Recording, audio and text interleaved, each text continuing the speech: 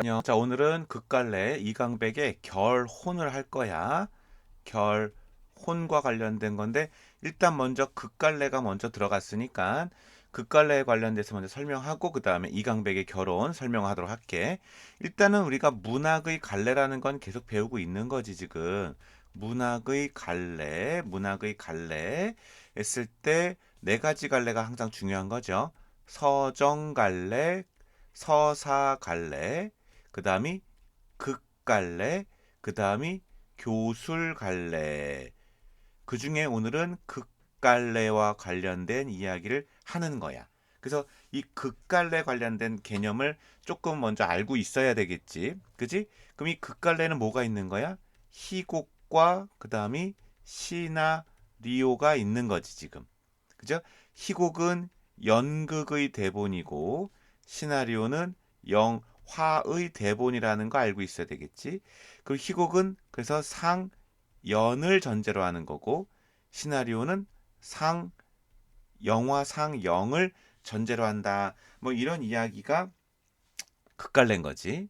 그래서 희곡과 시나리오의 또 하나의 특징은 뭐냐면 여기는 대사와 행동으로 이야기를 전개한다라는 거고 여기도 당연히 뭐가 있어?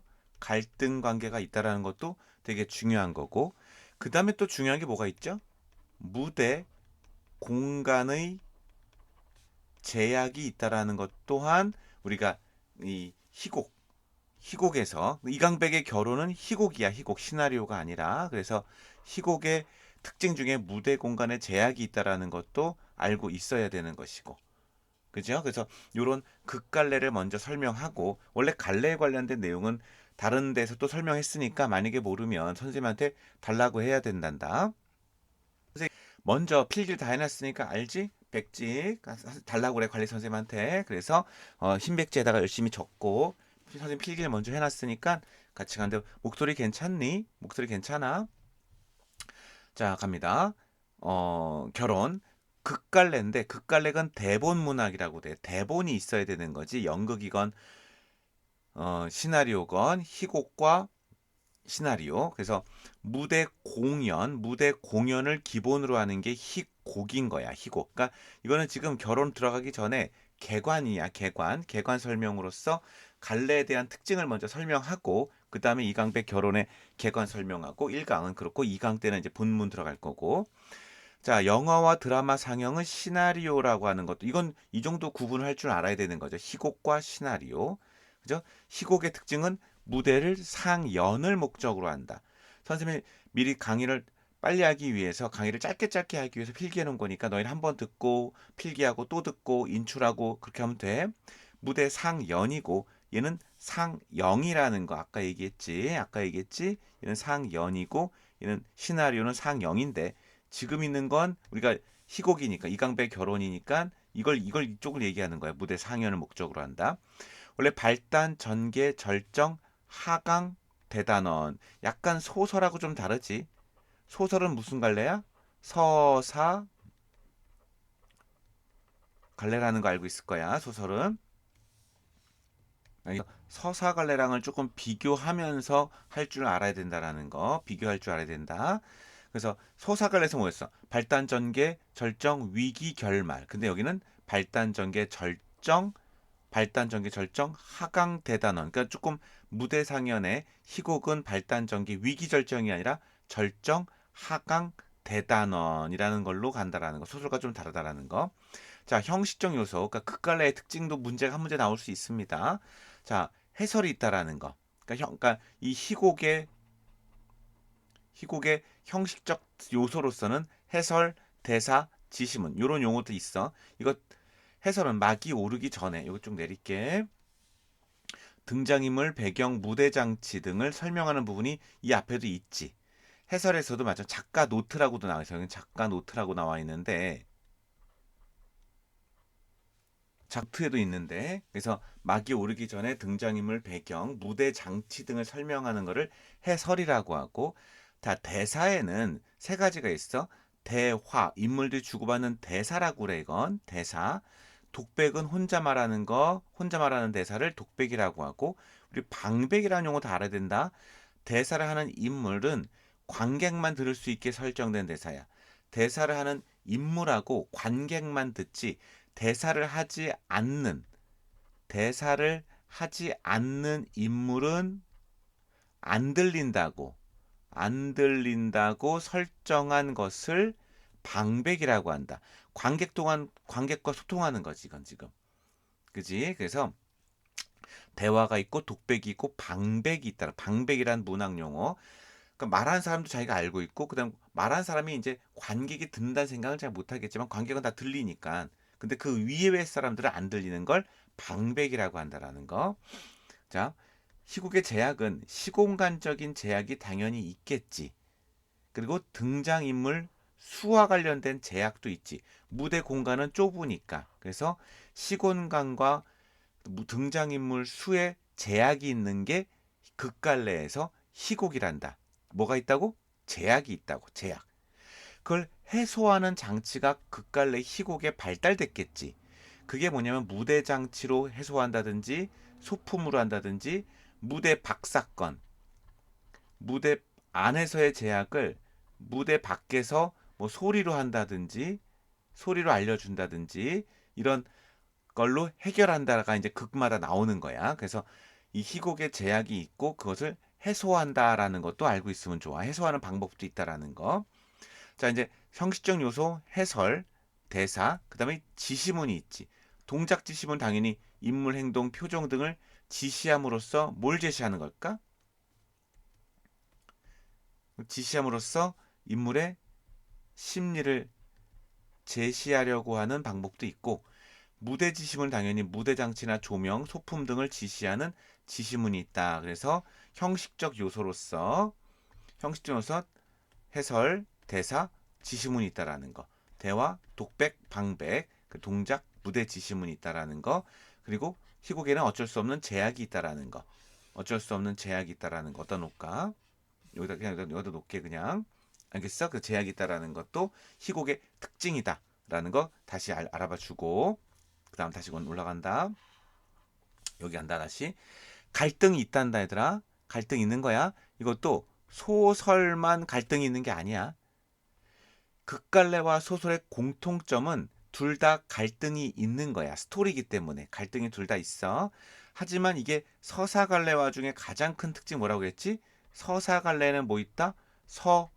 서술자란 말이 있다고 했어. 서술자. 하지만 여기 희곡에는 서술자라고 하면 안 돼. 서술자는 없는 거야. 그러니까 그게 또 서사갈래와 극갈래의 가장 큰 차이점이라는 것도 알아두면 좋겠다. 알겠죠? 그러니까 갈등이 분명 이건 갈등은 공통점이야. 소설과의 공통점, 차이점, 요거는 차이점 이런 것들 다 이해하고 기억하고 인출하면서 기억해야 돼. 그다음 자, 서술자 없다라는 거 다시 한번 강조. 이거 자주 나오는 서사갈래와의 특징이니까 극갈래에는 서술자가 없다.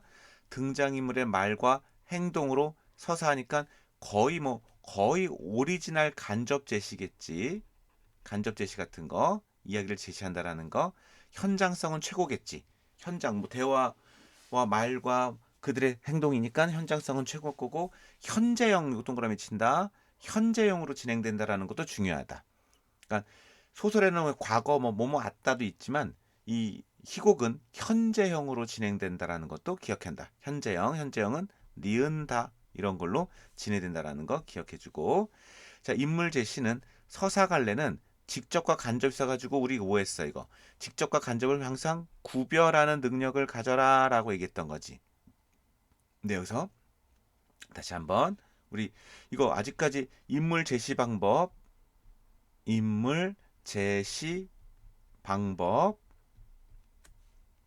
중에서 이거 아직도 모르나? 다 알지? 이거 하도 많이 소설을 했으니까 직접 제시하고 간접 제시, 직접 제시, 간접 제시 이거 알고 있어야 되겠지? 직접 제시는 뭡니까? 말하기 방식이죠. 그리고 직접 제시는 텔링이라고도 하고 영어로는 텔링이라고 하고 이런 것들이 직접 제시죠. 그냥 바로 말하는 거, 속마음을 감정을 그냥 감정 용어를 바로 쓰는 걸 직접 제시인데 간접 제시는 뭐야? 대화나 행동을 통해서 진행되는 거. 다른 말로는 보여 주기 방식이라고 했다라는 거. 맞습니까? 그래서 쇼잉이라고도 하고 극적 제시. 봐봐.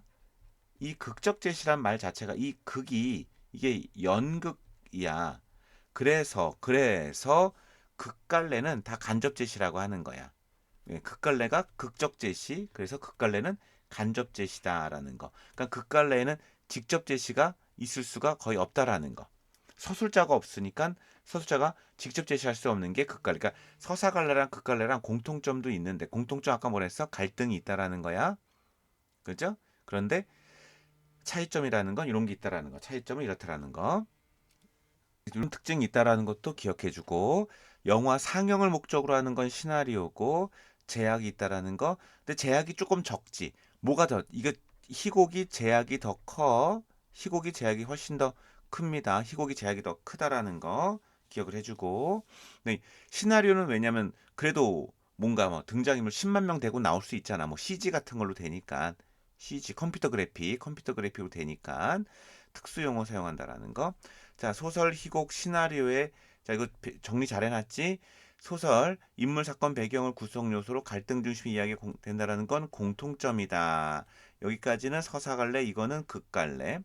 근데 실현 양상은 텍스트, 줄 글 쓴다라는 거고, 얘는 연극이고, 얘는 영화와 드라마로 실현이 바뀐다라는 거. 얘는 책으로 나간다는 거. 텍스트는 책으로 써있으니까.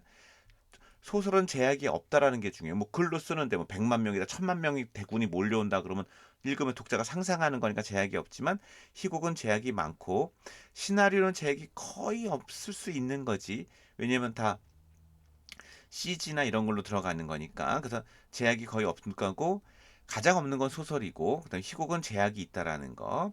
시간표는 과거도 되고 다 되지만 희곡은 현재, 시는 현재로 간다라는 거 차이점. 시제는 현재가 된다라는 거.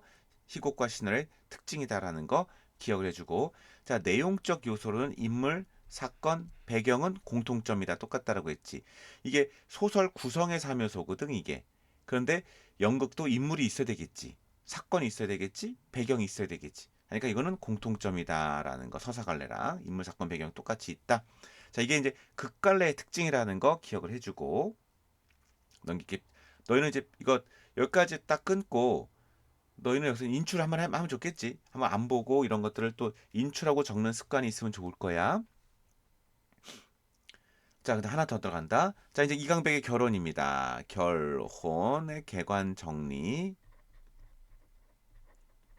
간다. 핵심 정리. 현대 희곡이야. 이강백이라. 그다음 단막극이라는 건 막이 중간에 닫히지 않았다는 거야. 막과 장이 있는데 이제 구성하는 건데 그냥 한 막으로 쭉 간다라는 거야. 중간에 닫혔다가 다른 거 가고 그렇지 않기 때문에 이 글은 장면 전환 장면 전환이 많지 않다라는 게 특징이야. 장면 전환이 많지 않아. 장면 전환이 뭐지? 시간과 공간이 바뀌는 걸 장면 전환이라고 하는데 이런 장면 전환이 많지 않다가 특징이라는 거 기억을 해주기 바란다. 장면 전환이 많지 않아. 그다음 실험적 요소가 많다라는 건 갈등이 별로 없고 사건도 없다라는 게 실험적 요소라는 거야. 그러니까 원래는 막 소설처럼 재밌으면 뭐가 있어야 돼? 막 갈등이 많고 막 싸우고 서로 질투하고 시기하고 막 이런 것들이 전통적인 건데 이런 걸로 별로 하지 않는 그냥 주제 의식을 드러내기 위해서 사회 문제를 그러니까 부조리함 부조리함을 드러내기 위해 사회 문제를 비판하는 데 목적이 있기 때문에 이게 전통적으로 막 싸우거나 이렇게 막 드라마틱하고 이런 것들을 별로 안 좋아하는 거야. 그걸 실험극이라고 그래. 실험극. 그러니까 실험극은 갈등이 우리가 지금 뭐 막장 드라마 좋아하는 이유가 갈등이 많아서인데 그런 걸 별로 여기서 여자랑도 별로 갈등이 없어. 하인하고 뭐 조금 갈등이 있지. 하인은 뺏어가는 자니까 긴장감을 유발하는 갈등 정도지. 또는 대단한 사건이 있니 막? 막 장모님이 와가지고 막 때려? 그런 거 없잖아. 뭐 넥타이 정도 빌리고 구두 정도 빌리고 시계 정도 뺏기고 뭐 이런 거밖에 없다고. 그러니까 그런 걸로 별로 진행을 하지 않는 이런 것들이 다 실험적으로 도전해봤다. 그래서 실험적 요소가 많다라는 연극. 이강백 씨가 이런 걸 되게 잘해. 실험적 요소가. 그래서 전통적으로 관객들이 좋아할 만한 것들을 뺐다라는 뜻인 거야. 그다음에 희극적이라는 것, 난 재밌게 하려고 했던 거고, 비판적.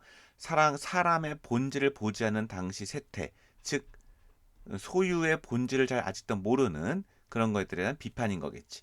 그러니까 모든 것이 소유가 자기 거라고 생각하는 사회에 대한 비판. 그리고 사랑도 소유가 있느냐 없느냐에 따라서 변질되는 현대인들에 대한 비판이 이 작품의 주제겠지. 배경 현대고 어느 저택의 응접실이라는 공간에서 별로 움직이지도 않아. 그래서 아까 뭐라고 장면 전환이 그렇게 많지 않다. 장면 전이 있다 없다. 장면 전환이 많지 않다. 한 남녀의 결혼담이야. 그러니까 별로 재미도 없어. 그래서 근데 소유의 본질과 진정한 사랑의 의미를 이런 깨달음을 알려주는 것이 목적이고, 그래서 실험극이다. 그래서 실험극에 가깝다. 특별한 무대 장치가 별로 없어. 그것도 실험극인 거야. 막 대단한 무대 장치가 나오고 산이 나오고 막 건물이 나오고 이런 게 없어. 기차가 빵빵거리고 이런 게 없어. 그냥 응접실. 그냥 참 연극하기 쉬웠겠지. 무대 장치 없었으니까. 그리고 무대와 관객석 구분이 불명확하도 특징. 무대 이런 거 다 선택지에 나온단다 이거. 이거 다 선택지에 나옵니다. 나오니까 잘 기억을 해놓고 있어야 된다. 불명확하다라는 거. 왜 무대에서 관객석 내려가고 야 그거 좀 줘봐 잠깐 빌릴게요. 이것이 뭐 당신 거라고 생각하십니까? 뭐 이렇게 해서 무대와 관객의 경계를 허무른 것 또한 뭐겠어? 이것도 실험극의 특징이 될 수 있다라는 거. 실험극의 특징이 될 수 있다라는 것도 기억을 해준다. 또 관객을 그간으로 끌어들이고 관객의 소통이 이루어지는 것도 특징이다라는 거. 당연하지. 그지? 자, 등장인물 이제 내용으로 들어간다. 내용으로 들어간다. 음. 자, 남자 빈털터리 사기꾼 가진 것이 없는데 결혼이라는 세속적인 목적을 위해서 꾸밀 물건, 저택, 시중 누구야? 시중은 하인 등을 빌렸다라는 거. 즉 뭐야? 남을 속이기 위해 소유를 가장한 거지. 우리 근데 이게 다 누구라는 거야? 이게 남자만 그러는 거야? 우리 현대인들이 다 이렇다는 거야. 우리 현대인들이 다 이렇다라는 거야. 왜 그래요? 우리가 차를 더 그랜저, 제네시스, 벤츠, 마이바흐 이런 차를 사는 것. 집도 더 큰 집을 사는 것. 옷도 명품 대치동 이번에 아줌마들 막 명품 휴가 맞잖니? 이런 것들이 다 이 남자가 하는 것과 똑같은 행위인 거야. 그러니까 우리 현대인들이 모두 다 적용되는 일인 거야, 이게 다. 그러니까 소유의 본질은 뭐다? 내 것은 하나도 없다야. 소유의 본질이 뭐다? 남의 것을 잠깐 빌린 거에 불과하고 죽을 때는 그거를 다 나눠준다가 소유의 본질이니, 그러면 이런 소유의 본질을 알게 되면 우리 뭐 할 것 같아? 집착을 안 하겠지. 욕망을 안 부리겠지. 그러면 뭐가 되는 거야? 갈등의 씨앗이 없겠지란 뜻인 거지. 이게 소유의 본질인 거야. 근데 소유의 본질을 우리가 착각하고 알지 못하고 끊임없이 더 많은 걸 가지려고 노력하는 것 자체가 문제가 있다. 라는 게 주제야, 주제. 자, 진정한 사랑의 의미는 뭐야? 상대방의 소유를 보지 말고, 또는 앞에 있는 남자, 여자도 소유하지 않아야 되겠지. 그래서 여자의 별명이 덤인 거야, 덤. 여자에게 진정으로 청혼한다라는 게 마지막 결말.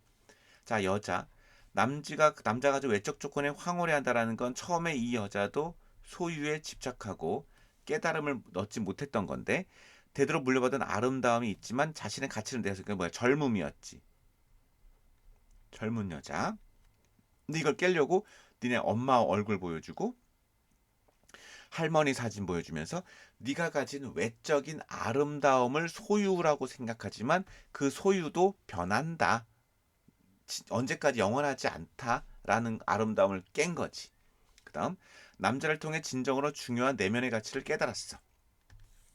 남자를 통해. 그래서 청혼을 마지막에 승낙한다. 남자를 통해 깨달은 거야. 자, 하인 중요하지. 하인. 남자가 빌린 물건들을 저도 빌린 시간이 지나면 냉정하게 빼앗아가는, 이걸 통해서 뭘 드러낸다? 긴장감을 조성한다. 긴장감을 조성한다라고 나오지. 긴장감 조성.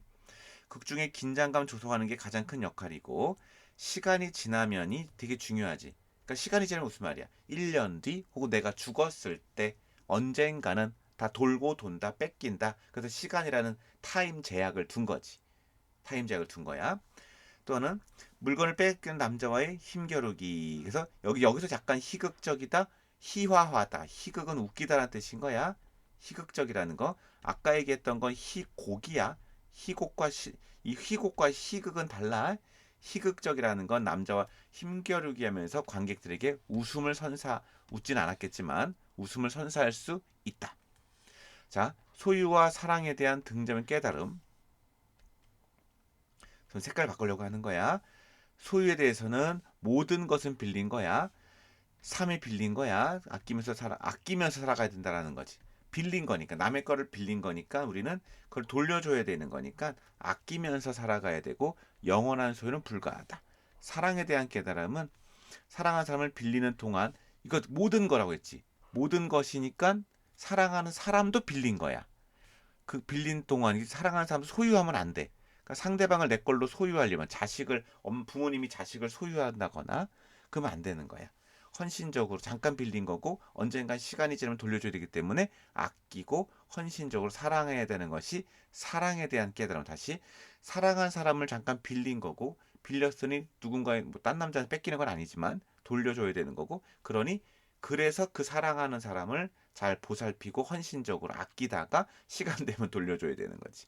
그게 모든 것의 소유에 대한 깨달음이다라는 것이 주제다. 어렵지? 자, 이렇게 한 다음에 이제 여기서 결혼의 조건 뭐겠어? 뭐 돈, 외모, 뭐 지금은 다 이렇지 결혼정보회사에서 그쵸? 하지만 그건 아니라는 거. 자, 결혼 개관, 현대 희곡, 단막극, 실험극. 아까 복습하는 거야. 비판적이고 희극적이라는 거. 힘겨루기에서 희극 나온다. 어느 저택 응접실 공간, 장면전 한다. 결혼담이다. 아까 했던 거 똑같은 얘기입니다. 그죠? 이강백 작가의 가장 중요한 건 파수꾼이야. 원래 파수꾼이라는 희곡이 제일 많이 나와. 알겠지? 자, 여기까지 하고 다음 시간부터 2강부터는 본문 진행하도록 하겠습니다. 여기까지 국기 선생님이었어. 안녕.